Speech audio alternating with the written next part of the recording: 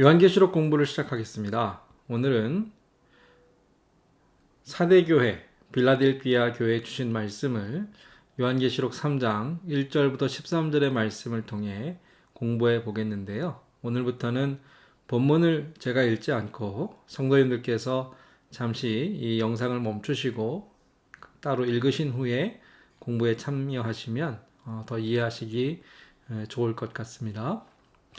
먼저 사대교회 사자에게 주신 말씀을 공부할 텐데요. 사대 지역은 과거에 고대 왕국이 있었습니다. 왕국의 수도였고 또 그 지역의 중심지였지만 과거의 명성을 잃어버리고 쇠퇴하는 도시였습니다. 이 모습이 사대교회의 모습과 크게 다르지 않았던 것을 알게 되죠. 먼저 사대교회에 주신 말씀을 주신 예수님 그리스도의 모습이 하나님의 일곱 영과 일곱 별을 가지신 이로 설명되고 있습니다. 몇 번 말씀을 드렸는데요. 일곱 영, 일곱 별 이것을 하나님의 영으로 이해하기도 하고 또 천사로 이해하기도 합니다. 요한계시록 다른 부분에 이 하나님의 영 또는 천사 일곱 영을 언급한 부분들이 나오는데 보면 그의 보좌 앞에 있는 일곱 영, 또 보좌 앞에 켠 등불 일곱이 있으니 이는 하나님의 일곱 영이라 그렇게도 말씀했고요. 또 다른 곳에 보면 그에게 일곱 뿔과 일곱 눈이 있으니 이 눈들은 온 땅에 보내심을 받은 하나님의 일곱 영이라 그랬고요.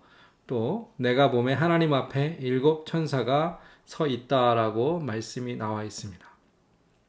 그러니까 어떻게 보면 하나님의 영으로 이해할 수도 있고 또 하나님의 영, 또 하나님의 명령을 받은 천사들로 이해할 수도 있겠습니다. 그와 함께 일곱 별은 일곱 교회의 사자 이렇게 나와 있는데 요한계시록 1장에 이미 설명하신 대로 예수님의 오른손에 일곱 별이 있는데 그 일곱 별은 일곱 교회의 사자 이렇게 설명하고 있습니다. 그렇게 하나님의 일곱 영 또 하나님의 일곱 별 그렇게 해서 나타나는 그러한 설명을 보면 하나님께로부터 이제 두루마리를 받아서 어린 양 되신 예수 그리스도께서 그 봉인을 해제하면 그 인이 하나씩 열릴 때마다 온 땅에 심판과 재앙을 실행하게 되는데 그 일을 하는 분이 바로 일곱 영이죠. 그러니까 이걸 신학적으로 보면 성부 하나님께서 계획하시고 예수 그리스도께서 이루신 구원을 이 땅에 적용하고 실제로 실행하시는 분이 성령이시죠. 그런데 성령께서 일하신다라고 말하기도 하고 성령께서 천사들을 통하여 그 일을 이루신다라고 볼 수 있습니다. 그러니까 결국 삼위일체 하나님의 사역으로 관점에서 보면 일곱 영은 성령으로 이해할 수 있고요. 그 일을 실제로 이루는 사역적인 측면에서 보면 하나님의 사역, 천사들이다 그렇게 말할 수 있습니다. 또한 그리스도께서 교회에 주시는 말씀을 받아 교회에 전하는 그분이 바로 교회의 사자, 일곱 별로 설명되는데요. 마찬가지로 그리스도의 말씀을 교회에 전하시는 분도 성령이시죠. 그러니까 예수 그리스도, 지금 사대교회에 이 편지를 주시는 예수 그리스도께서는 이 땅에 성령을 통하여 이 세상을 다스리시고 또 성령을 통하여 교회를 다스리시는 그러한 분으로 설명되고 있는 것이죠. 그분이 바로 지금 교회에 말씀하고 계십니다. 주님께서 사대교회에 주시는 책망은 한마디로 살았다는 이름뿐이고 실상은 죽었다라는 그러한 아주 무서운 책망을 지금 사대교회에 주고 계십니다. 사대교회는 생명력을 잃고 죽어가는 교회입니다. 앞에 공부한 교회들과 비교해 보면 두 번째 교회였죠. 서머나 교회는 죽기까지 죽도록 충성하여 믿음을 지켰던 교회였고, 또 버가모 교회의 안디바라는 주님의 충성된 종도 죽는 순간까지 믿음을 지켰다, 그렇게 칭찬하셨는데, 반대로 사대교회는 살았다라고 하는 이름만 가진 교회였지 실제로는 죽은 교회였습니다. 흥미로운 것은 사대교회에 보낸 편지에는 교회가 당하는 환난과 핍박이 전혀 언급되어 있지 않습니다. 왜 그럴까요? 이것이 교회가 생명력을 잃어가는 그 모습과 관련이 있지 않나 생각하게 되죠. 교회 안에 평안하고 겉으로 조용하고 아무런 어려움이 없었던 것이 오히려 교회가 나태해지고 게을러지고 영적인 깊은 잠에 빠지게 되는 이유가 되었다라면, 과연 우리가 생각하는 축복, 평안한 삶, 그것이 과연 우리에게 유익한 것인가? 참된 복, 교회에 주시는 참된 복이 과연 무엇인가를 다시 생각하게 되죠. 환난이 없을 때에, 핍박이 없을 때에 교회가 더 하나님을 열심히 섬기는 것이어야 할 텐데, 사대교회는 오히려 영적인 깊은 잠에 빠졌고 그 생명력을 잃어가고 있었던 교회였습니다. 예수님께서는 그러한 사대교회에게 내가 온전한 행위가 없다라고 책망하셨습니다. 교회가 살아있다라는 증거가 무엇이죠? 생명이 있는 교회는 열매를 맺게 되고, 믿음이 있는 교회는 그 믿음의 역사, 믿음의 행위가 있어야 합니다. 예수님께서는 우리의 열매로 우리가 참 신자인지를 알 것이라 말씀하셨고요. 야고보서에는 행함이 없는 믿음은 죽은 것이라 이렇게 말씀하셨습니다. 우리에게 믿음의 증거가 있습니까? 우리가 날마다 맺는 참 믿음의 열매가 있습니까? 우리에게 믿음의 행위가 없다면 우리의 믿음은 이름뿐인 껍데기인 신앙에 불과할 것입니다. 주님께서 이것을 지금 책망하고 계십니다. 교회가 지속적인 성장을 해야 결실이 있습니다. 그래서 에베소 교회를 책망하실 때에 처음 사랑을 버렸다라는 것이죠. 처음의 그 사랑보다 지금의 사랑이 못하다라는 것은 교회가 생명력을 잃어가고 있는 그러한 단적인 증거이죠. 반대로 두아디라 교회는 나중 행위가 처음보다 많았다라는 것으로 칭찬을 받았는데, 처음에는 부족했을지 모르지만 점점 그 행위가 더 많아지고 그 열매가 늘어나는 것이 칭찬의 이유가 되고, 그것이 교회가 생명력을 가진 증거가 되는 것이죠. 그렇기 때문에 주님께서는 이 사대교회에 이렇게 권면하십니다. 일깨어 그 남은 바 죽게 된 것을 굳건하게 하라. 남은 바 죽게 된 것이라는 것은 교회 안에 있는 죽어가는 성도들, 그 생명을 잃어가고 있는 사람들을 말하는 것이죠. 그 죽어가는 지체, 연약한 지체, 믿음을 잃고 침체되어 가는 그러한 성도들을 돌보고 그들을 깨어 살리는 것이, 그들만 살리는 것이 아니라 내가 살고 또 교회를 살리는 일입니다. 그러나 깨어나지 않으면, 깨우지 못하면 어떻게 되나요? 함께 멸망할 수밖에 없는 것입니다. 내가 어떻게 받았으며 어떻게 들었는지 생각하고 지켜 회개하라. 침체에 빠진 교회, 영적으로 힘을 잃어버렸고 쇠퇴해가는 교회를 어떻게 살릴 수 있을까요? 어떻게 교회를 개혁할 수 있습니까? 과거에 하지 못했던 새로운 방법과 어떠한 그 이론을 개발해내고 교회를 혁신하고 그러한 새로운 돌파구를 찾는 것이 교회를 회복시킬 수 있을까요? 신앙의 부흥과 회복은 우리가 종교개혁자들을 통해 배울 수 있는 것처럼 하나님의 말씀으로 돌아가는 것입니다. 오늘 주님께서도 내가 어떻게 받았으며 어떻게 들었는지 생각하고 지켜 회개하라. 처음 받았던 말씀, 처음 주님께서 주신 그 말씀으로 돌아가야 우리가 다시 살아날 수 있습니다. 에베소 교회에도 비슷한 말씀을 주셨습니다.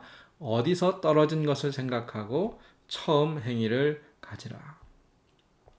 다시 제자리로 돌아가는 것. 다시 진리의 말씀으로 돌아가는 것. 그렇게 교회가 하나님의 말씀을 붙잡고 그 말씀에 순종하고 그 말씀을 행하는 것이 교회를 살릴 수 있습니다. 앞서 말씀드린 대로 내 옆에 연약한 자들, 내 교회 안에 그러한 믿음이 연약한 지체들을 살려야 합니다. 그들을 세워주어야 하고 그들을 일으켜 주어야 합니다.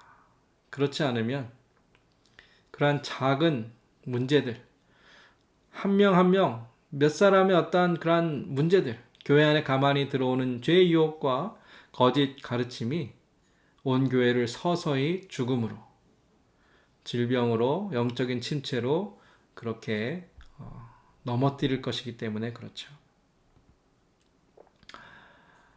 그곳을 더럽히지 아니한 자 몇 명이 흰 옷을 입고 나와 함께 다니리라 그렇게 말씀하셨는데 이렇게 죽은 교회, 죽어가는 교회에 몇몇 소수의 신실한 성도들이 있었습니다.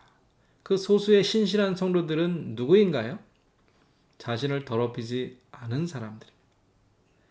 주님과 늘 동행하는 성도들이 주님께서 흰 옷을 입은 거룩한 하나님의 백성들이다라고 인정해 주시는 사람들입니다.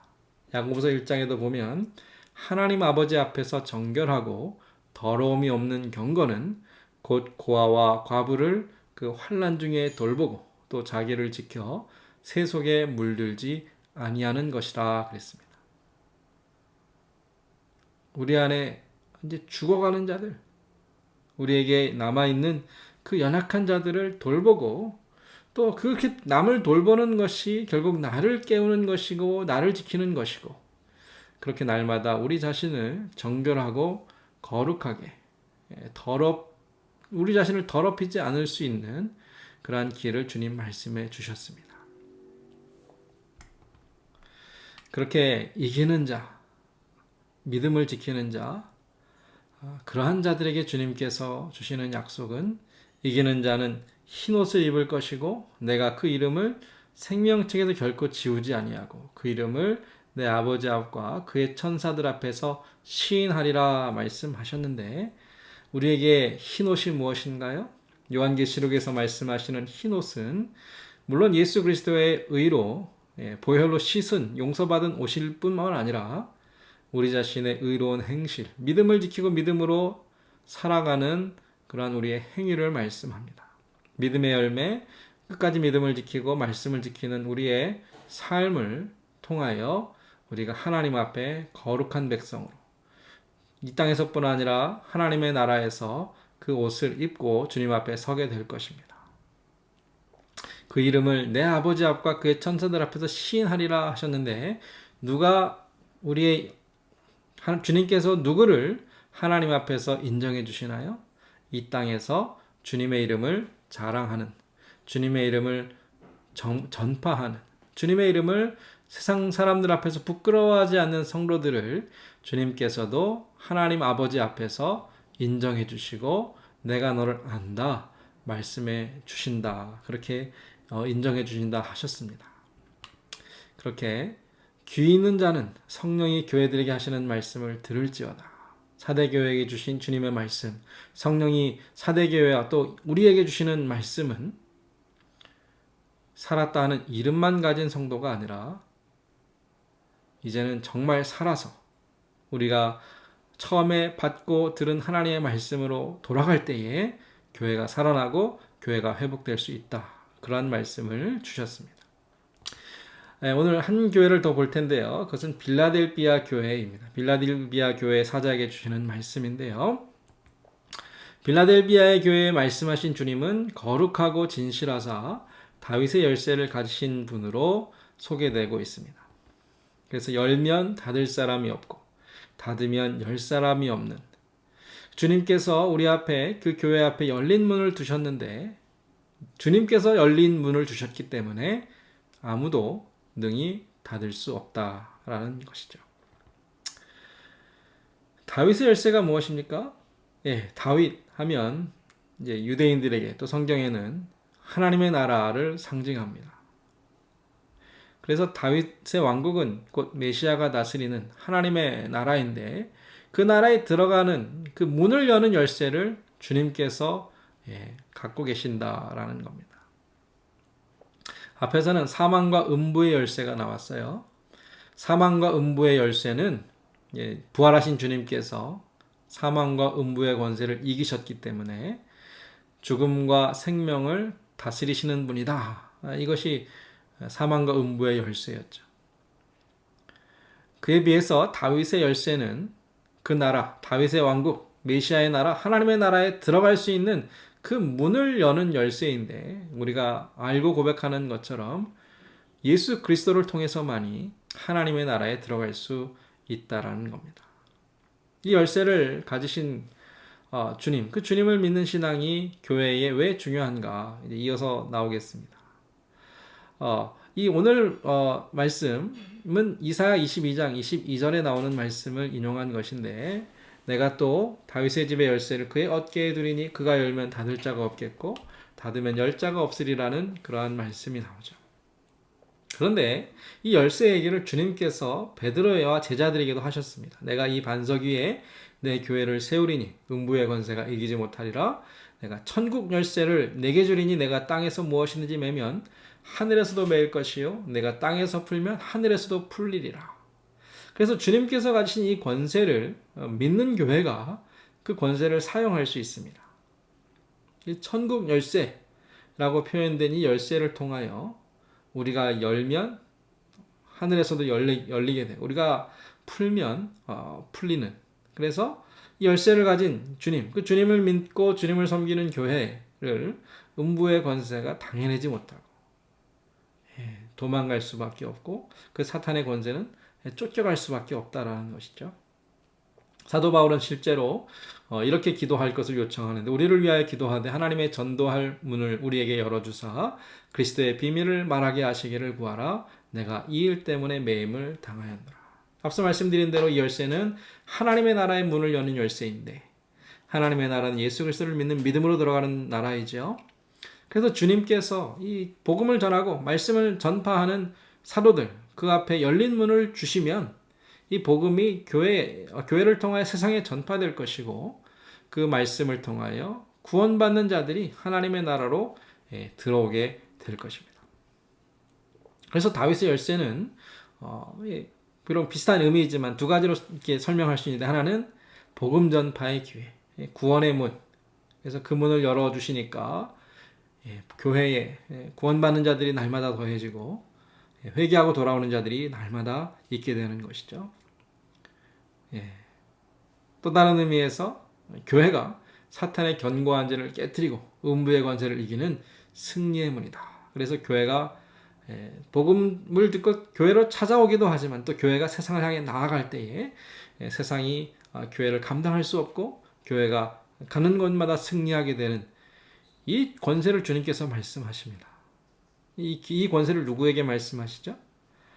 빌라델비아 교회에 말씀하시는데 빌라델비아 교회야말로 이 권세, 이 열쇠를 사용했던 교회이기 때문입니다. 주님께서 교회를 칭찬하시는데 내가 작은 능력을 가졌다 그랬어요. 서머나 교회를 기억하십니까? 서머나 교회가 칭찬받은 것도 내가 가난하다. 연약한 교회, 힘이 없는 교회, 아무래도 부족하고 이렇게 어려움 가운데 환난 가운데 있는 교회가 칭찬을 받은 이유는 그 연약함 가운데서 이 주님의 권세, 이 다윗의 열쇠를 가지신 예수 그리스도의 능력으로 믿음을 지켰기 때문입니다. 내가 적은 능력을 가졌지만 내 말, 주님의 말을 지켰다는 것입니다. 내 말을 지켰고 내 이름을 배반하지 아니하였고 나의 인내의 말씀을 지켰고 내가 가진 것을 굳게 잡았다. 이것이 주님께서 빌라델비아 교회를 칭찬하신 이유입니다. 지키다라는 말은 무엇을 지켰다라는 말인가요? 요한복음에 보면 주님께서 그 제자들을 지켰다 그랬습니다. 아버지께 그들을 지켜주시기를 기도하고 있습니다. 지키다라는 것은 보호하다, 지키다, 그러한 말인데 이것이 더 나아가서 디모데후서에 보면 믿음을 지켰다라는 말로 나와 있고요. 요한복음 14장에 보면 나의 계명, 주님의 계명을 지키라, 또 주님의 말씀을 지키라. 그렇게 또 확대되어 의미가 나오는데, 그래서 요한계시록 12장에 보면 교회와 성도들을 가리켜서 하나님의 계명을 지키며 예수의 증거를 가진 자라 그랬습니다. 그러니까 이 말씀을 종합해 보면 빌라델비아 교회가 지킨 것은 무엇이죠? 주님의 말씀을 지켰고, 주님의 명령을 지켰고, 주님을 전하는 이 증거, 복음을 지켰고, 믿음을 지켰다라는 겁니다. 그렇게 적은 능력을 가지고도 믿음과 복음과 하나님의 말씀과 그 명령에 늘 순종하며 지킨 교회와 성도들을 주님께서 지켜주신다라는 겁니다. 내가 나의 말을 지켰으니 이제는 내가 너를 지켜주겠다라는 겁니다. 주님께서 교회를 지키는데 어떻게 지켜주시나요? 첫 번째는 사탄의 회, 또 유대인, 거짓말하는 자들, 교회를 핍박하고 괴롭히는 자들 중에 몇 명을 너에게 주어, 교회에 주어, 교회 발 앞에 절하게 하고, 이게 뭐 와서 잘못했다라고 뭐 사과하는 그런 게 아니고, 결국 복음에 항복하고 주님께로 돌아오는 구원의 역사를 말씀하는 것이죠. 교회를 핍박하는 자들이 교회의 신실한 믿음을 통하여 변화되어 회개하고 돌아오는 일들은 과거에도 지금도 날마다 있습니다. 교회가 환난을 견뎌야 하는 이유가 바로 이것이죠. 주님께서 약속하셨습니다. 우리가 적은 능력을 가지고서도 주님의 말씀을 지키고 주님의 말씀을 담대하게 증거하면 저들 중에 모두는 아니겠지만 주님께서 돌아오게 하시는, 그렇게 주님께서 교회와 성도들을 사랑하시는 그것을 증거해 주시겠다. 얼마나 크고 놀라운 영광이며 축복인가요? 뿐만 아니라 주님께서 우리를 지켜주시고 보호하셔서 시험의 때를 면하게 하시겠다. 환난을 지나가게 하시다라는 약속을 주셨고요. 마지막으로 우리가 끝까지 우리가 받은 것을 잃어버리지 않고 지키면 그것이 우리에게 면류관이 될 것입니다. 하늘의 상급으로 주실 것이죠. 성도가 주님의 말씀과 계명을 지키고 교회가 진리를 잃어버리지 않을 때 주님께서 교회와 성도들을 지켜주십니다. 주님의 말씀에 순종하는 것은 복음을 전파하고 영혼을 구원하며 환난을 이기는 것인데, 이것이야말로 성도가 가진 면류관이 됩니다. 주님께서는 이기는 자에게 약속을 주시는데, 내 하나님 성전에 기둥이 되게 하리니 그가 결코 다시 나가지 아니하리라. 성전 기둥이 나갈 수 있나요? 그 성전을 바치고 떠받치고 있는 그 기둥이 성전 밖으로 나갈 수 없죠. 그만큼 우리 한 사람 한 사람 믿음을 지키고 하나님의 말씀을 환난 가운데서도 끝까지 지키는 성도들이야말로 교회의 기둥으로 삼아주시고 하나님의 성전의 기둥으로 삼아주시겠다라는 약속입니다. 그리고 그 기둥에 무엇을 기록하신다고요? 하나님의 이름, 하나님의 성곳 새 예루살렘의 이름, 그리고 주님의 이름을 기록해 주시겠다 그랬습니다. 교회의 기둥이 누구입니까? 먼저는 진리의 말씀이, 하나님의 말씀이 교회의 기둥이죠. 그리고 그 말씀을 지키는 하나님의 종들이 바로 교회의 기둥 같은 자들입니다. 디모데전서 3장에 보면 이 집은 살아계신 하나님의 교회요 진리의 기둥과 터라 그랬습니다. 그리고 그 말씀을 전하는 사도들을 가리켜서 기둥이라 그렇게 표현하고 있는데, 그 계시록 21장 22장에 보면 이제 새 예루살렘이 하늘로부터 내려올 텐데 그 성곽에 12기초석이 있고 그 12기초석에 12사도의 이름이 있으며 그의 하나님의 종들의 이름에는 그리스도의 이름이 기록되어 있을 것이다. 우리는 누구의 것인가요? 우리는 주님을 섬기는 자들입니다. 우리의 이마에는 주님의 이름이 기록되어 있습니다. 주님께서는 우리 하나님의 종들 한 사람 한 사람을 통하여 교회를 세우시고 교회를 떠받치게 하시고 교회를 지키게 하시고 이 진리의 기둥과 터인 하나님의 교회를, 하나님의 집을 날마다 더 크게 부흥시켜 주실 것입니다. 얼마나 놀랍고 귀한 축복인가요? 그렇게 귀 있는 자는 성령의 교회들에게 하시는 말씀을 들을지어다. 오늘 두 번째 교회 빌라델비아 교회에 주시는 칭찬 무엇이었죠? 적은 능력을 가지고도 주님의 말씀을 지킨 그 교회를 향해 이제는 주님께서 그 교회를 지켜주시겠다 약속해 주셨습니다. 요한계시록 3장 1절부터 13절 이제 여섯 번째 교회 사대 교회와 빌라델비아 교회에 대한 주시는 말씀, 죽은 교회를 살려라, 깨어 주님께서 주신 말씀을 생각하고 지키라 그랬습니다. 빌라델비아 교회는요, 내가 내 말을 지켰은즉 내가 너를 지키리라. 이 두 교회가 비교가 되십니까? 한 교회는 살아있는 그런 명성을 가진 교회였지만 실제로는 죽은 교회였고, 그래서 칭찬받지 못하고 책망만 받았는데, 빌라델비아 교회는 겉으로 보기에는 작고 힘이 없는 교회인 것 같았지만 주님의 말씀을 지켰기 때문에 책망받지 않고 칭찬만 받은 참 복된 교회가 되었습니다. 저와 성도 여러분, 우리는 어떤 성도가 되어야 할까요? 어떤 교회가 되어야 할까요? 이 말씀을 통해 다시 한번 깨달으시고 주님의 말씀을 붙잡고 그 진리의 말씀을 지키는 저와 성도님들 되시기를 축복합니다. 오늘 공부를 마치겠습니다.